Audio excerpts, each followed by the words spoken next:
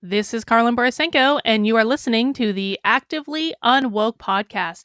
If you're ready to get in the game and make tangible progress to beating back the cultural revolution that we are all experiencing right now in this country, I hope you will head over to activelyunwoke.com and pick up a copy of my book, Actively Unwoke, the ultimate guide for fighting back against the woke insanity in your life. It is available in hardcover, in Kindle, and even on Audible as an audio version that I read myself. It is filled with practical, actionable advice about how to fight back against the woke insanity. So I hope you'll pick up your copy and join us as we do our best to contribute to creating the world we want, not one that is filled with unhinged lunatics. And today I want to talk about some of the principles in the book that I used to do just that. Last week, I got permanently banned on Twitter for committing the crime of reporting a school district in New Hampshire for breaking the state's anti-CRT laws.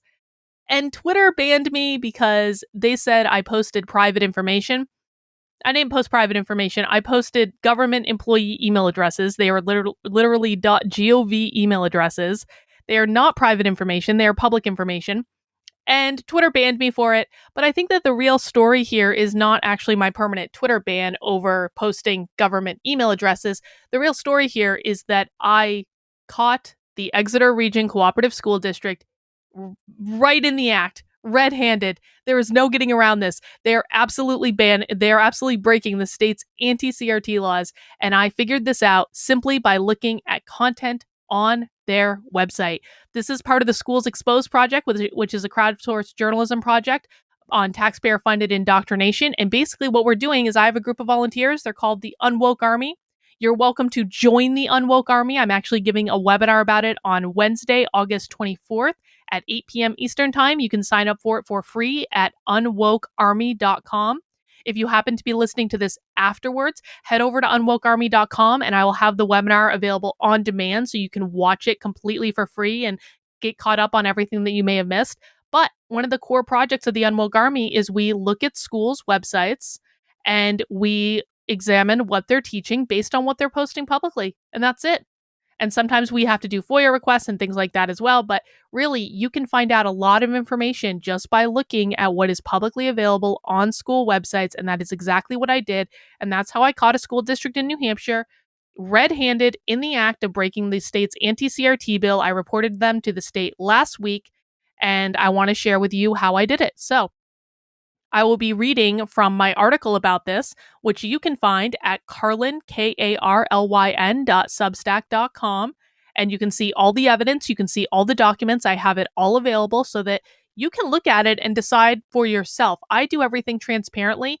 I always give you guys the receipts so that you can look at the information and then decide for yourself what you think. Leave me a comment and let me know if you happen to venture over that way. Let's read. Part of our educational mission is to awaken our students' awareness of their power and privilege so that they may view the world through a lens of equity and help eliminate unjust systems and practices. And in that simple sentence, one taken from a document called Diversity, Equity, and Inclusion and Justice at SAU 16, the Exeter Union Cooperative School District landed itself in open violation of New Hampshire's HB 2, otherwise known as the Divisive Concepts Bill or the anti-CRT law. That's not the only thing that may land them in trouble, and they're doing it completely publicly, where everyone can see it if they just take the time to look. Let me explain. In the Exeter Regional Cooperative School District, their equity office is called Diversity, Equity, Inclusion, and Justice, or DEIJ for short, so I went to their website and searched for DEIJ. Here's what came up. Right in the middle was an About DEIJ and SAU 16 page. And SAU 16, by the way, is the Exeter Region Cooperative School District. They use those terms interchangeably. If you're confused about why I'm going back and forth between the two, SAU 16 is the school district. So this document was perfect. I clicked on the link and ended up looking at their document, which was a mission statement of sorts. And again, you can see all of this at karlyn.substack.com. In that document, there was one specific sentence. It said, part of our educational mission is to awaken our students' awareness of their power and privilege so that they may view the world through a lens of equity and help eliminate unjust systems and practices. This is why it's important to read all these boring documents, folks.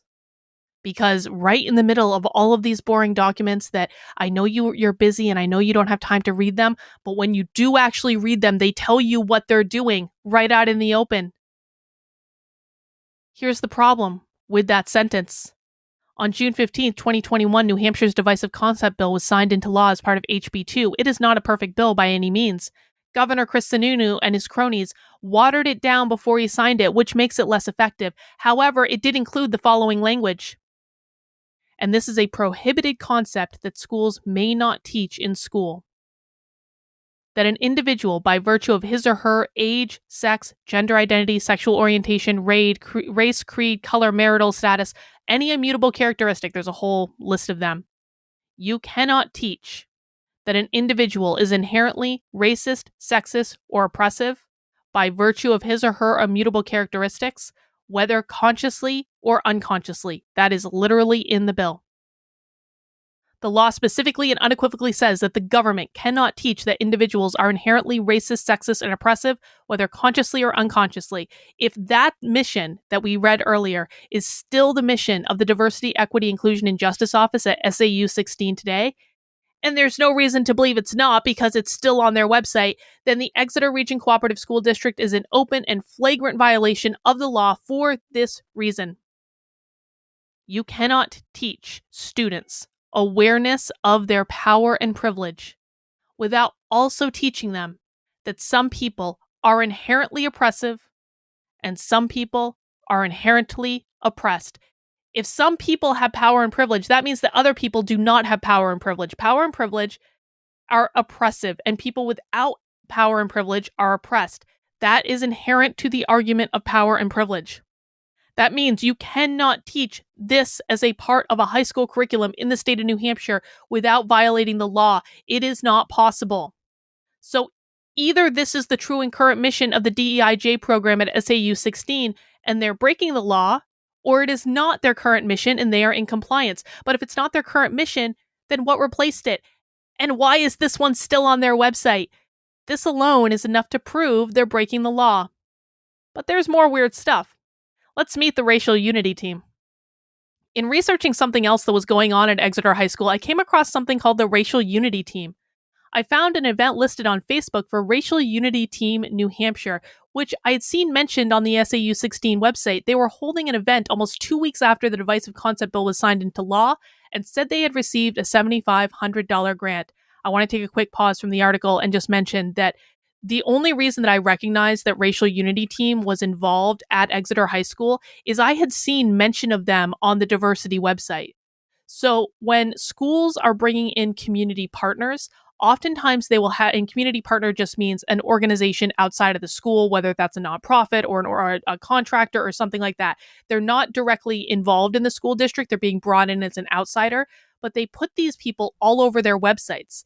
And the problem comes when these people start to be integrated into curriculum at the school, which is oftentimes the thing that they end up influencing. So you've got to pay close attention for who are the outside contractors that schools might be working with. And they're usually going to have that information on their websites. And if you can look at a combination of what is on the school website and what is on the contractor, or they often call them community partners, then you're going to be able to ascertain what is actually making its way into the classroom.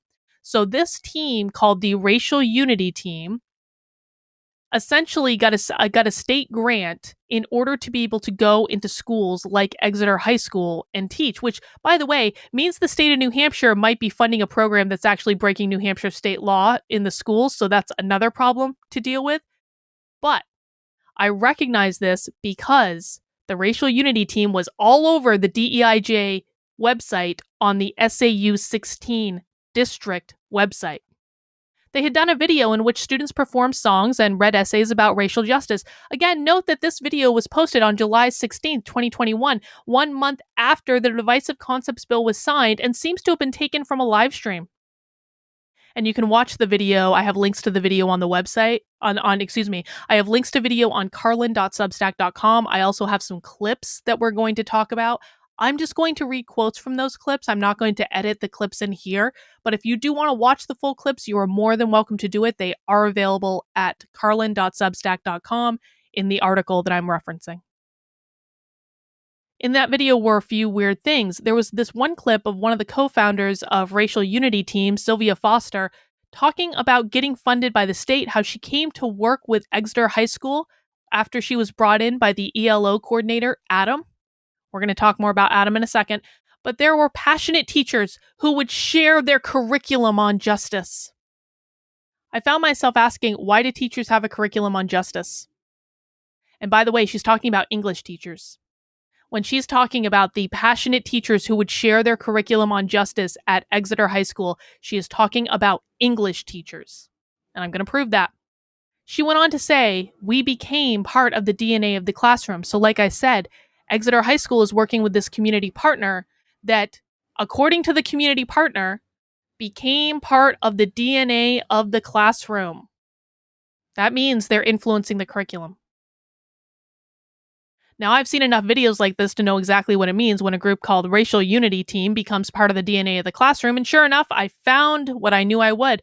Later in this video, I found a student discussing a project she did in conjunction with the Racial Unity Team called Bookshelf Diversity, that they even brag about on their website. What this student did was she essentially did a project, and the student didn't do anything wrong. We do not ridicule students. They are victims of this as much as anything else. The student didn't do anything wrong. But she did this project to try to encourage teachers to diversify their bookshelves. Okay, there's nothing wrong with having a diverse set of books. That's not the point that I'm making. But in that video, the student says, if we can think about our identity as well, we can check our privilege and maybe think about some of the ways we've been unfairly treated based on things we can't change. Again, that student did nothing wrong. They're repeating the things that adults have told them to say, but it is very clear that they have been taught about power and privilege because there would be no need for her to say, check your privilege, if someone hadn't taught her that. And in another clip later in the video, a student says, racism is a belief ingrained in the systems and minds of white Americans. Again, teaching that anyone is inherently racist based on their skin color violates New Hampshire state law. If she didn't learn this in school, where did she learn it? But one of my favorite things about the Racial Unity Team is that they worked with Exeter High School to make To Kill a Mockingbird a little less racist. I'm not kidding. They actually have a case study about it on their website. But that's not the only odd thing that the Racial Unity Team did with Exeter High School. They also worked with ELO coordinator Adam, that guy we mentioned earlier that Sylvia from the Racial Unity Team was talking about in that clip.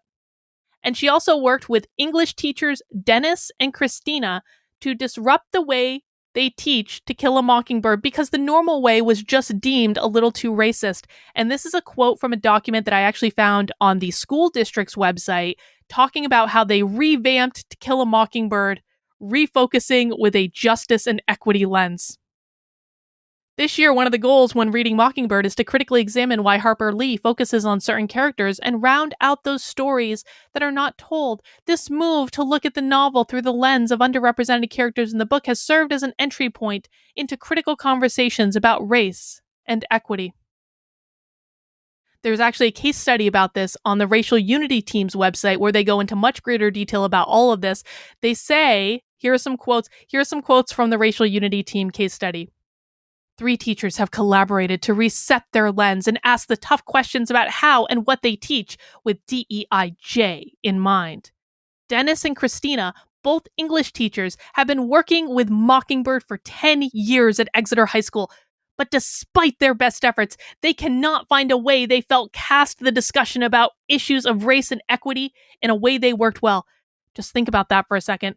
They're literally saying that veteran English teachers who have been teaching To Kill a Mockingbird in the classroom for over a decade just don't know how to teach To Kill a Mockingbird without it being racist.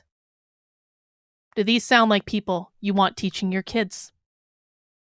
Instead of studying the book, they appeared to make it a character study into Atticus Finch as a white man and a lesson for students in how they can be activists. Now, I'm going to read you how they updated the curriculum, or at least some of the questions that they asked. But I want to make a note.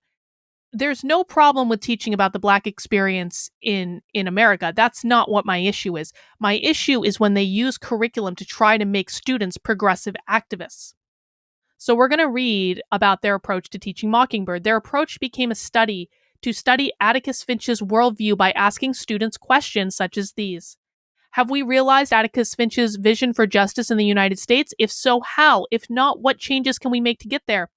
Okay, those 3 questions, nothing wrong with those 3 questions. But listen to the last 2 questions they ask in the curriculum. What change do you want to see in the world, and how can you affect that change? They essentially transitioned from teaching To Kill a Mockingbird as a classical literary text to using it as a jumping off point to teach children how to be activists. That's what they changed. And once they did that, the students did an art project about what it's like to be Black in America with the goal of creating art for social change. Again, nothing wrong with doing an art project about what it's like to be Black in America. Nothing wrong with that. That does not break New Hampshire state law in any way. And actually, teaching kids to be activists doesn't break New Hampshire state law in any way either. I just think it's grossly unethical for teachers to be inserting their political opinions into the classroom, which is what is happening when you are teaching children to be activists. But in this art project, according to the case study on Racial Unity Project's website, the final component of the student work is, with the help of mentor artists, to turn their research for social change into art for social change. They did a project to teach students to be activists.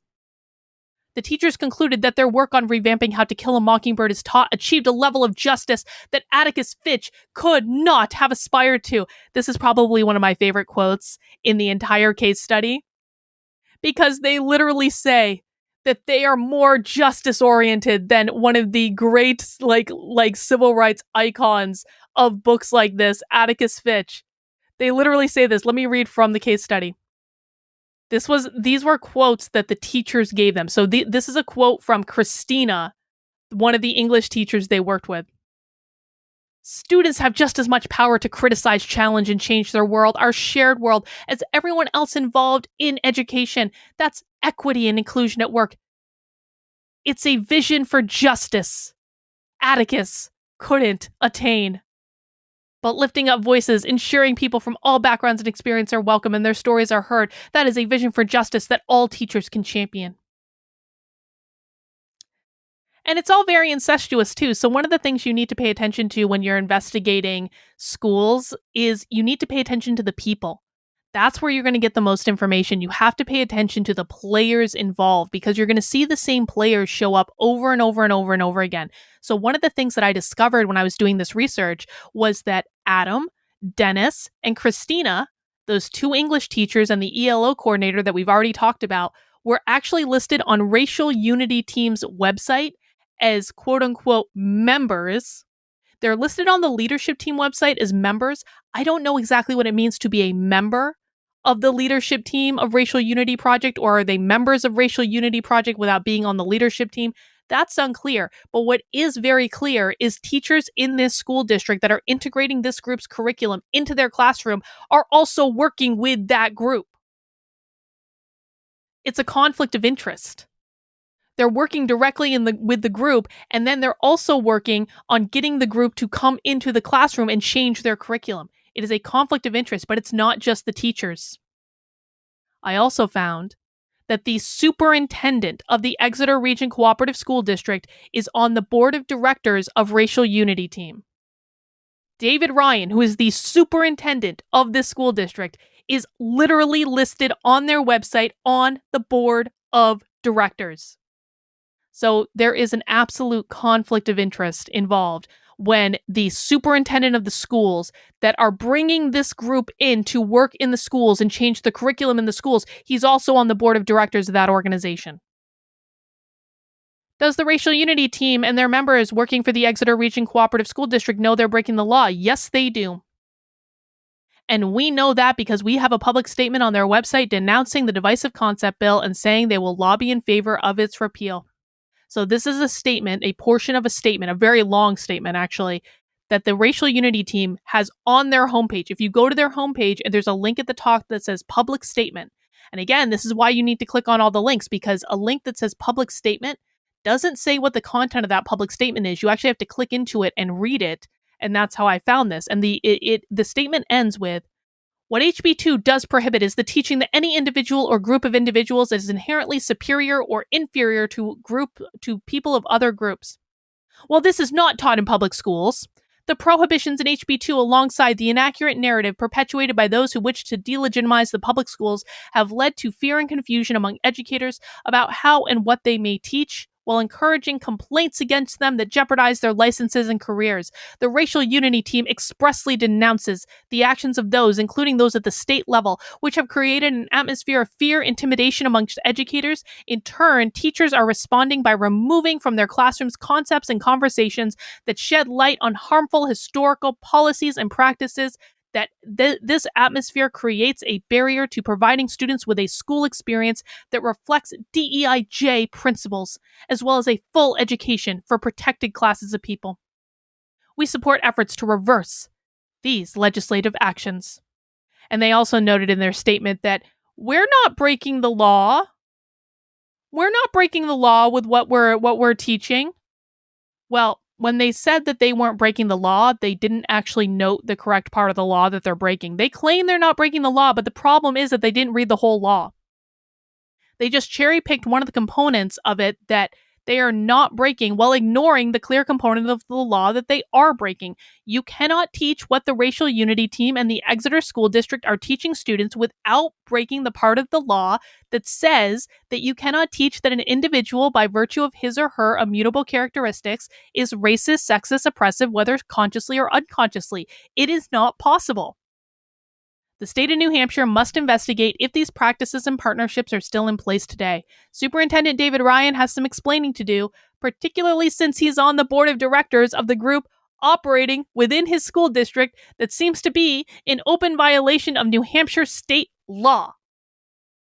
And that's the end of the article. But what I really wanted to do, and I really do hope you guys head over to karlyn.substack.com and read my article, The Exeter Region Cooperative School District is Openly Violating New Hampshire's Anti-CRT Law. The State Department of Education should investigate. It is on the homepage. I'm pretty sure it's on the homepage. You'll be able to find it and search for it just in case it isn't. But go and look at the materials and really think about, the point is not just what is going on. The point here is not to report that this one school district is breaking the law.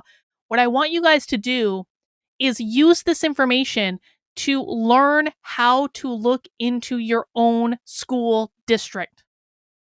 That's what needs to happen, because all of the information I used to do this was publicly available. This took 6 to 8 hours of work to put all this together. So not an insignificant amount of time of work, but manageable, absolutely manageable. And quite frankly, if any parent in Exeter had done this a year ago, they would have found all the same information I did. And they could have been able to report them to the state a whole lot earlier. This was all publicly available. I didn't need to request information. I just needed to look at the website, look at the players involved, and piece a bunch of disparate documents together to see how it all fit and what it all meant. In order to do this stuff, you have to read a lot of boring materials. But I promise you, it is worth it when you are able to find the information that allows you to nail these people to the wall for using our taxpayer dollars to teach children how to be racist. So check out the article. If you appreciate my work in this area, I hope you will consider supporting it. You can find different ways to support my work at activelyunwoke.com/support. That includes, by the way, sponsoring podcasts just like this. This podcast just hit 40,000 listens.